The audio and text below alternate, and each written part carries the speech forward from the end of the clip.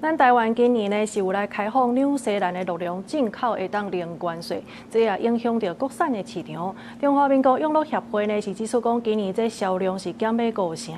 预计未来1、2档以内呢，这市场会阁受到愈大影响。 甲现版的牧草放入起机内底，才分互鹿仔食。南投县生产的鹿种占全国产量的1/5，是第一大产地。饲鹿协会理事长也是国姓乡的鹿农，伊表示，对今年开始，台湾开放纽西兰进口鹿种零关税，影响到国内鹿种的销售减买5成。除了中药商、加工业者、老客户拢流失。放牧市它没有办法全面去 照料到每一头鹿，那我们台湾是精致式饲养，有办法去顾及到每一只鹿仔它的健康度。冲击很大，因为介绍较俗啊，咱家是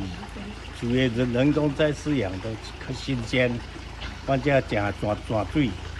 鹿农表示，国外放牧成本价，也若过来饲水鹿的管理有功，是小龙百年传承的产业，也互因带套房重视环境的清洁，确保鹿仔健康。 饲鹿协会也认为，目前推测净零碳排，不过进口鹿种会制作偌济碳卡价，爱用在地鹿种才是上青，而且符合环保。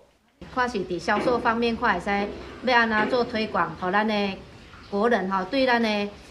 在地的新鲜鹿茸有更大的认知。想办法来结合这业者讲，无来用生产领域的认证来我们来辅导互伊做一个品牌的这个行销。